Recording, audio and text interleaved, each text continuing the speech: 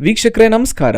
ಜೀವನದಲ್ಲಿ ನೀವು ಪ್ರತಿದಿನ ಹೊಸ ಹೊಸ ವಿಷಯಗಳನ್ನ ತಿಳ್ಕೋಬೇಕು ಅಂದ್ರೆ ನಮ್ಮ ಯೂಟ್ಯೂಬ್ ಚಾನೆಲ್ ನ ಸಬ್ಸ್ಕ್ರೈಬ್ ಮಾಡೋದಕ್ಕೆ ಮರಿಬೇಡಿ. ವೀಕ್ಷಕರೇ, ಇವತ್ತಿನ ವಿಡಿಯೋದಲ್ಲಿ ನಾನ್ ನಿಮ್ಗೆ ತುಂಬಾ ಮಹತ್ವವಾದ ವಿಷಯವೊಂದನ್ನ ಹೇಳ್ತೀನಿ. ಆ ಮಹತ್ವವಾದ ವಿಷಯ ಕೇಳಿದ್ರೆ ಮತ್ತೆ ಅದನ್ನ ನಿಮ್ಮ ಜೀವನದಲ್ಲಿ ರೂಢಿಸ್ಕೊಂಡ್ರೆ ನಿಮ್ಮ ಜೀವನದಲ್ಲಿ ಚಮತ್ಕಾರಿ ಬದಲಾವಣೆ ಕಾಣಿಸುತ್ತೆ. ಆದ್ರೆ ವಿಡಿಯೋ ನೋಡ್ಬೇಕಾದ್ರೆ ಸ್ಕಿಪ್ ಮಾತ್ರ ಮಾಡಬೇಡಿ. ಸ್ಕಿಪ್ ಮಾಡಿದ್ರೆ ಇಂಪಾರ್ಟೆಂಟ್ ವಿಷಯಗಳನ್ನ ನೀವು ಮಿಸ್ ಮಾಡ್ಕೊಳ್ಬಹುದು. ವೀಕ್ಷಕರೇ, ಈ 3 ಮಹಿಳೆಯರು ತುಳಸಿಗೆ ನೀರು ಹಾಕಬಾರದು.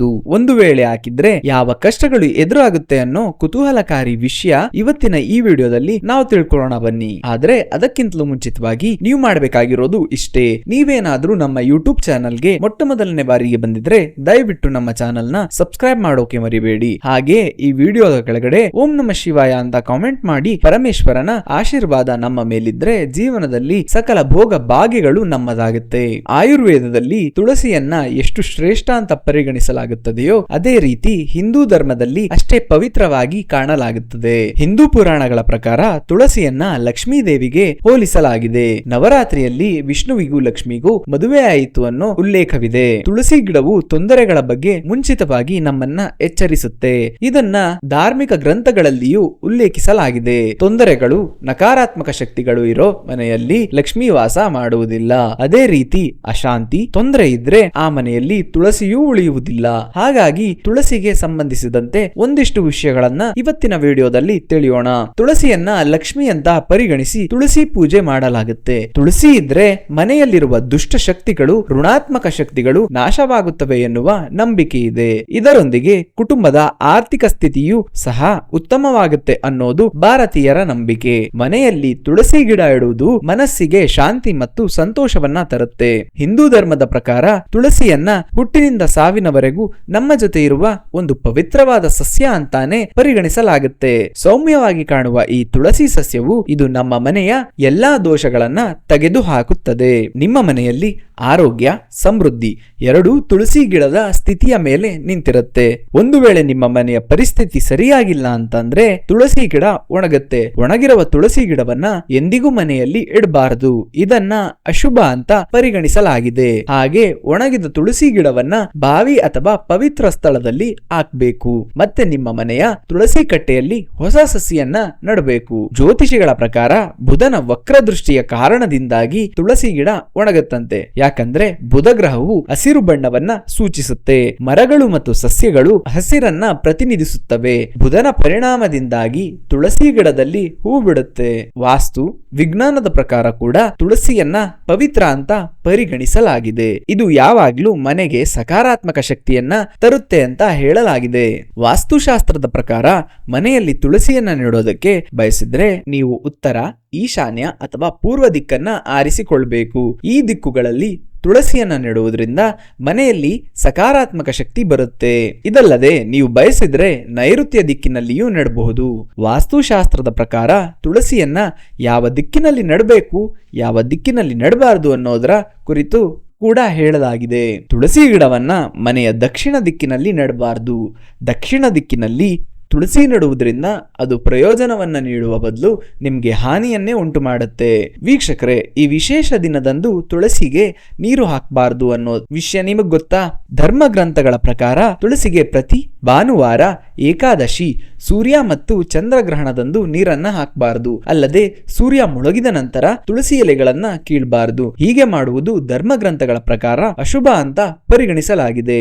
ಭಾನುವಾರ ಹೊರತುಪಡಿಸಿ ಪ್ರತಿದಿನ ತುಳಸಿಗೆ ನೀರು ಮತ್ತು ಹಾಲನ್ನು ಹಾಕಿ ಸಂಜೆ ತುಪ್ಪದ ದೀಪವನ್ನ ಹಚ್ಚಬೇಕು. ಹಾಗೆ ಮಾಡೋದ್ರಿಂದ ಲಕ್ಷ್ಮಿಯು ನಿಮ್ಮ ಮನೆಯಲ್ಲಿ ವಾಸಿಸುತ್ತಾಳೆ ಅಂತ ಹೇಳಲಾಗಿದೆ.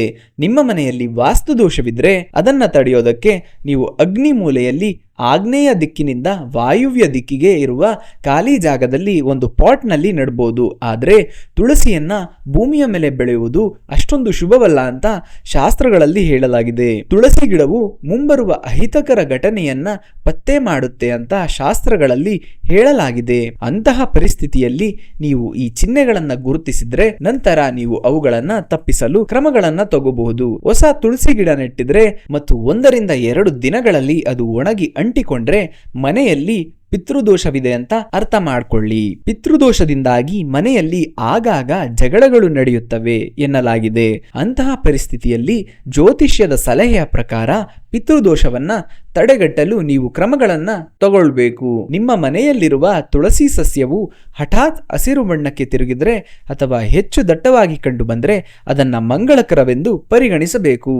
ತುಳಸಿ ಗಿಡದ ಎಲೆಗಳು ಹಸಿರಾಗಿ ಕಾಣಲು ಪ್ರಾರಂಭಿಸಿದ್ರೆ ಅಥವಾ ಅದರ ಮೇಲೆ ಹೂಗಳು ಬರಲು ಪ್ರಾರಂಭಿಸಿದ್ರೆ ಮನೆಯಲ್ಲಿ ಸಂತೋಷ ಮತ್ತು ಸಮೃದ್ಧಿ ಬರಲಿದೆ ಅಂತ ಅರ್ಥ ಮಾಡ್ಕೊಳ್ಳಿ. ತುಳಸಿಯ ಈ ಚಿಹ್ನೆಗಳು ಮನೆಯ ಯೋಗಕ್ಷೇಮ ಮತ್ತು ಸಂತೋಷವನ್ನ ಸೂಚಿಸುತ್ತವೆ. ಅಂತಹ ಚಿಹ್ನೆಗಳು ಬಂದ್ರೆ ನಿಮ್ಮ ಮನೆಯಲ್ಲಿ ವಿಷ್ಣು ಮತ್ತು ಲಕ್ಷ್ಮಿಯ ಆಶೀರ್ವಾದ ಇರುತ್ತೆ.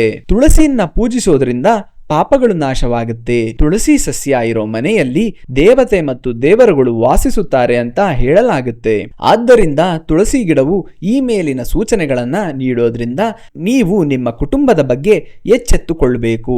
ಇಲ್ಲದಿದ್ರೆ ಚಿಕ್ಕ ಸಮಸ್ಯೆಗಳೇ ಮುಂದೊಂದು ದಿನ ದೊಡ್ಡ ಸಮಸ್ಯೆಯಾಗಿ ಕಾಡಬಹುದು. ಆದ್ರಿಂದ ಪ್ರತಿದಿನ ತುಳಸಿಯನ್ನ ಪರಿಶೀಲಿಸುವುದು ಉತ್ತಮ. ತುಳಸಿಯು 3 ಕಾಲದಲ್ಲಿಯೂ ಪೂಜಿತಗೊಳ್ಳುತ್ತಾಳೆ. ದೀಪಾವಳಿ ಹಬ್ಬದ ನಂತರ ಕಾರ್ತಿಕ ಮಾಸದಲ್ಲಿ ವಿಶೇಷ ಪೂಜೆ ತುಳಸಿ ಮಾತೆಗೆ ಸಲ್ಲುತ್ತೆ. ಅಂತಹ ಸಂದರ್ಭದಲ್ಲಿ ಸಾಮಾನ್ಯವಾಗಿ ನೀರು, ಹಾಲು, ಎಳನೀರು, ಜೇನುತುಪ್ಪ, ಕಬ್ಬಿನ ರಸದಿಂದ ಅಭ್ಯಂಜನಗೊಳ್ಳುತ್ತಾಳೆ. ತುಳಸಿಯನ್ನ ಪ್ರಾತಃ ಕಾಲದಲ್ಲಿ ಪೂಜಿಸೋದ್ರಿಂದ ದುಸ್ವಪ್ನಗಳು ನಾಶವಾಗುತ್ತೆ, ಪಾಪಗಳು ನಾಶವಾಗಿ ಪುಣ್ಯ ಪ್ರಾಪ್ತವಾಗುತ್ತೆ, ಕೋಟಿ ಆಕಳು ದಾನ ಮಾಡಿದ ಫಲ ಲಭ್ಯವಾಗುತ್ತದೆ, ತನುವೆಲ್ಲ ಪುನೀತವಾಗುತ್ತೆ. ತುಳಸಿಗೆ ಅಭಿಮುಖವಾಗಿ ನಿಂತು ನಮಸ್ಕರಿಸುವುದರಿಂದ ರೋಗ ರುಜಿನ ನಾಶವಾಗುತ್ತೆ. ತುಳಸಿ ಗಿಡವನ್ನ ಮನೆಯಲ್ಲಿ ನೆಡುವಾಗ ಪ್ರಮುಖವಾಗಿ ಗಮನ ಹರಿಸಬೇಕಿರುವ ಕೆಲವೊಂದು ಸಂಗತಿಗಳ ಬಗ್ಗೆ ಮಾಹಿತಿ ಹೀಗಿವೆ. ಏಕಾದಶಿ ಹಾಗೂ ರವಿವಾರಗಳಂದು ತುಳಸಿ ಎಲೆಗಳನ್ನ ಕೀಳಬಾರದು ಅನ್ನೋ ನಂಬಿಕೆ ಇದೆ. ಆದ್ದರಿಂದ ಆ ದಿನಗಳಲ್ಲಿ ತುಳಸಿಯ ಎಲೆಗಳನ್ನ ಕೀಳಬಾರದು ಎಂಬ ಅಂಶಗಳನ್ನ ಗಮನದಲ್ಲಿಟ್ಟುಕೊಳ್ಳುವುದು ತಮ್ಮ. ಒಣಗಿದ ತುಳಸಿ ಗಿಡಗಳನ್ನು ಇಟ್ಟುಕೊಳ್ಳುವುದು ಸಾಮಾನ್ಯ ಗಿಡಗಳಂತೆ ಇದು ಸೂಕ್ತವಲ್ಲ. ಅದನ್ನ ನೀರಿನಲ್ಲಿ ವಿಸರ್ಜಿಸುವುದು ಸೂಕ್ತ. ಅವಕಾಶ ಇದ್ರೆ ನೀರಿನಲ್ಲಿ ವಿಸರ್ಜಿಸಿದ್ರೆ ಉತ್ತಮ ಎಂಬ ನಂಬಿಕೆ ಇದೆ. ಒಣಗಿದ ತುಳಸಿ ಗಿಡವನ್ನ ವಿಸರ್ಜಿಸಿದ ನಂತರ ತಕ್ಷಣವೇ ಹೊಸ ಗಿಡವನ್ನ ನೆಡಬೇಕು. ತುಳಸಿ ಗಿಡದ ನಡುವೆ ಮುಳ್ಳಿನ ಗಿಡಗಳನ್ನ ಬೆಳೆಸುವುದನ್ನ ನಿಲ್ಲಿಸಿ. ಅದರ ಬದಲು ತುಳಸಿ ಗಿಡದ ನಡುವೆ ಹೂವಿನ ಗಿಡಗಳನ್ನ ಬೆಳೆಸಬಹುದು. ಇನ್ನು ಸಾಮಾನ್ಯವಾಗಿ ಪ್ರತಿಯೊಬ್ಬರ ಮನೆಯಲ್ಲಿಯೂ ಬೆಳಗ್ಗೆ ವೇಳೆ ತುಳಸಿ ಪೂಜೆ ನಡೆಯುತ್ತೆ. ಬೆಳಗ್ಗೆ ಈ ರೀತಿಯಲ್ಲಿ ತುಳಸಿ ಪೂಜೆ ನಡೆಸುವುದರ ಹಿಂದೆ ವೈದ್ಯಕೀಯ ಕಾರಣವಿರಬಹುದು ಅಂತಾನು ಊಹಿಸಲಾಗಿದೆ. ಅದೇನಂದ್ರೆ ತುಳಸಿ ಗಿಡಕ್ಕೆ ಆಮ್ಲಜನಕ ಬಿಡುಗಡೆ ಮಾಡುವ ರೋಗ ನಿರೋಧಕ ಶಕ್ತಿ ಮತ್ತು ಔಷಧಿ ಗುಣಗಳಿವೆ. ಈ ಹಿನ್ನೆಲೆಯಲ್ಲಿ ತುಳಸಿ ಗಿಡಕ್ಕೆ ಬೆಳಗ್ಗೆ ಎದ್ದು ಪೂಜೆ ಸಲ್ಲಿಸುವುದರಿಂದ ಉಸಿರಾಟಕ್ಕೆ ಶುದ್ಧ ಗಾಳಿ ಸಿಗುತ್ತೆ. ದಿನ ಬೆಳಗ್ಗೆ 2 ರಿಂದ 3 ತುಳಸಿ ಎಲೆಗಳನ್ನ ತಿನ್ನುವುದರಿಂದ ದೇಹದಲ್ಲಿನ ರೋಗ ನಿರೋಧಕ ಶಕ್ತಿಯು ಹೆಚ್ಚುತ್ತದೆ. ಇನ್ನು ತುಳಸಿಯನ್ನ ಯಾರು ಪೂಜಿಸಬಾರದು ಅನ್ನೋದನ್ನ ಶಾಸ್ತ್ರಗಳಲ್ಲಿ ಉಲ್ಲೇಖಿಸಲಾಗಿದೆ. ತಾಮಸಿಕ ವಸ್ತುಗಳನ್ನ ಬಳಸುವ ಮನೆಗಳಲ್ಲಿ ತುಳಸಿ ಶುಭ ಫಲ ನೀಡೋದಿಲ್ಲ. ಅಂದ್ರೆ ಯಾರ ಮನೆಯಲ್ಲಿ ಮಾಂಸ ಮೀನು ತಿಂತಾರೋ ಅಂತವರ ಮನೆಗಳಲ್ಲಿ ತುಳಸಿ ನೆಡುವುದು ಹಾಗೂ ಪೂಜಿಸುವುದು ನಿಷಿದ್ಧ. ಅದೇ ರೀತಿ ಭಗವಾನ್ ವಿಷ್ಣುವಿನ ಪೂಜೆ ಮಾಡುವವರಿಗೆ ಮದ್ಯಪಾನ ನಿಷಿದ್ಧ. ಅದೇ ರೀತಿ ಯಾರ ಮನೆಯಲ್ಲಿ ಮದ್ಯಪಾನದ ಅಭ್ಯಾಸವಿರುತ್ತದೆಯೋ ಅಂತವರ ಮನೆಗಳಲ್ಲಿ ತುಳಸಿಯು ಶುಭ ಫಲ ನೀಡುವುದಿಲ್ಲ. ಲಾಭದ ಬದಲಿಗೆ ಹಾನಿಯೇ ಹೆಚ್ಚು. ಈ ನಿಯಮಗಳನ್ನ ಪಾಲಿಸಲು ನಿಮಗೆ ಸಾಧ್ಯವಿಲ್ಲವೆಂದಾದ್ರೆ ಮರೆತೂ ಸಹ ತುಳಸಿಯನ್ನ ಮನೆಯಲ್ಲಿ ನೆಡಬಾರದು. ಅದೇ ರೀತಿ ಮಹಿಳೆಯರು ತಮ್ಮ ತಿಂಗಳ ರಜಾ ಸಮಯದಲ್ಲಿ ತುಳಸಿಯನ್ನ ಮುಟ್ಟೋದು ಹಾಗೂ ಪೂಜಿಸುವುದು ಶಾಸ್ತ್ರದಲ್ಲಿ ನಿಷೇಧಿಸಲಾಗಿದೆ. ಈ ಸಮಯದಲ್ಲಿ ಮಹಿಳೆಯರು ಯಾವುದೇ ಪವಿತ್ರ ಸ್ಥಳಗಳಿಗೆ ಹೋಗುವುದು ನಿಷೇಧ ಅನ್ನೋದು ನಿಮ್ಮೆಲ್ಲರಿಗೂ ಗೊತ್ತಿರೋ ವಿಷಯನೇ ಅಲ್ವಾ. ಅದೇ ರೀತಿ ಚರಿತ್ರಹೀನ ಸ್ತ್ರೀಯರು ತುಳಸಿ ಪೂಜೆ ಮಾಡುವಂತಿಲ್ಲ. ತುಳಸಿ ಒಂದು ಪವಿತ್ರ ಸಸ್ಯ. ಹಾಗಾಗಿ ಕೇವಲ ಪತಿವ್ರತ ಸ್ತ್ರೀಯರು ತುಳಸಿಯನ್ನ ಪೂಜಿಸಲು ಅರ್ಹರು. ಪರಪುರುಷರ ಸಂಘ ಹೊಂದಿರುವ ಸ್ತ್ರೀಯರು ತುಳಸಿಯನ್ನು ಪೂಜಿಸಿದ್ರೆ ಎಂದಿಗೂ ಶುಭ ಫಲ ಸಿಗೋದಿಲ್ಲ. ಅದೇ ರೀತಿ ಕೆಡುಕು ಬುದ್ಧಿ ಹೊಂದಿರುವ ದುಷ್ಟ ಸ್ತ್ರೀಯರು ತುಳಸಿ ಪೂಜೆ ಮಾಡುವಂತಿಲ್ಲ. ಬೇರೆಯವರಿಗೆ ಕೆಡಕು ಬಯಸುವ ಸ್ತ್ರೀಯರು ಬೇರೆಯವರನ್ನ ನಾಶ ಮಾಡಬೇಕು ಎಂಬ ಬುದ್ಧಿ ಇರುವಂತವರು ಎಂದಿಗೂ ತುಳಸಿಯನ್ನ ಪೂಜಿಸಬಾರದು. ಅಂತವರು ತುಳಸಿಯ ಕೋಪಕ್ಕೆ ಭಾಜನರಾಗಿ ಅಶುಭ ಫಲಗಳನ್ನೇ ಪಡೆಯುತ್ತಾರೆ. ಧರ್ಮ ಗ್ರಂಥಗಳಲ್ಲಿ ತುಳಸಿ ಎಲೆಯನ್ನ ಕೆಲವೊಂದು ದಿನಗಳಲ್ಲಿ ಮುರಿಯಬಾರದು ಅಂತ ಹೇಳಲಾಗಿದೆ. ಪ್ರತಿಯೊಂದು ದಿನವೂ ವಿವಿಧ ದೇವರುಗಳ ಪೂಜೆಗೆ ಮೀಸಲಾಗುವುದರಿಂದ ಕೆಲವು ದಿನಗಳಲ್ಲಿ ತುಳಸಿ ಎಲೆಯನ್ನ ಕಿತ್ತರೆ ದೇವರು ಕೋಪಗೊಳ್ಳುತ್ತಾರೆ. ಭಾನುವಾರ, ಮಂಗಳವಾರ ಮತ್ತು ಶುಕ್ರವಾರಗಳಲ್ಲಿ ತುಳಸಿ ಎಲೆಗಳನ್ನ ಕೀಳಬಾರದು. ಹಾಗೂ ವಿಶೇಷ ದಿನಗಳಾದ ಏಕಾದಶಿ, ದ್ವಾದಶಿ ತಿಥಿ, ಅಮಾವಾಸ್ಯೆ ಮತ್ತು ಹುಣ್ಣಿಮೆಯಂದು ತುಳಸಿ ಎಲೆಯನ್ನ ಕೀಳಬಾರದು. ಮನೆಯಲ್ಲಿ ಯಾವುದಾದ್ರೂ ಮಗು ಜನಿಸಿದಾಗ ಆ ಮಗುವಿಗೆ ನಾಮಕರಣವಾಗುವ ತನಕ ತುಳಸಿ ಎಲೆಗಳನ್ನ ಕೀಳ್ಬಾರ್ದು. ಸಂಕ್ರಾಂತಿ ದಿನದಂದು ತುಳಸಿಯನ್ನ ಕೀಳ್ಬಾರ್ದು. ಮನೆಯಲ್ಲಿ ಯಾರಾದ್ರೂ ಮರಣ ಹೊಂದಿದ್ರೆ 13 ದಿನಗಳವರೆಗೂ ತುಳಸಿ ಎಲೆಗಳನ್ನ ಕೀಳ್ಬಾರ್ದು. ಸೂತಕದ ಸಮಯದಲ್ಲಿ ತುಳಸಿಯನ್ನ ಕೀಳೋದು ಅಪವಿತ್ರವೆಂದು ಪರಿಗಣಿಸಲಾಗಿದೆ. ಸೂರ್ಯೋದಯದ ನಂತರ ಮತ್ತು ಸೂರ್ಯಾಸ್ತದ ನಂತರ ತುಳಸಿ ಎಲೆಯನ್ನ ಕೀಳ್ಬಾರ್ದು. ಧರ್ಮಗ್ರಂಥಗಳ ಪ್ರಕಾರ ತುಳಸಿ ಎಲೆಯನ್ನ ಸ್ನಾನ ಮಾಡದೆ ಅಥವಾ ಅಶುದ್ಧ ಕೈಗಳಿಂದ ಕೀಳ್ಬಾರ್ದು. ಒಂದು ವೇಳೆ ನೀವು ಅಶುದ್ಧ ಕೈಗಳಿಂದ ತುಳಸಿ ಎಲೆಗಳನ್ನ ಕಿತ್ತು ದೇವರ ಪೂಜೆಯಲ್ಲಿ ಉಪಯೋಗಿಸಿದ್ರೆ ದೇವರು ಅದನ್ನ ಸ್ವೀಕರಿಸುವುದಿಲ್ಲ.